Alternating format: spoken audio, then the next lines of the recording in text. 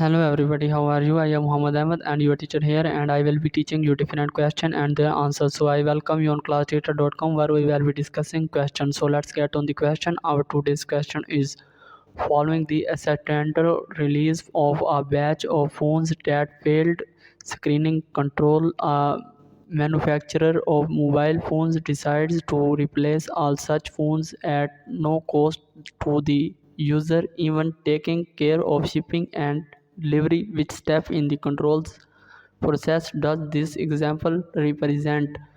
Option A, taking corrective action. Option B, measuring performance. Option C, comparison of performance to standards. Option D, setting performance standards. Option E, changing standards.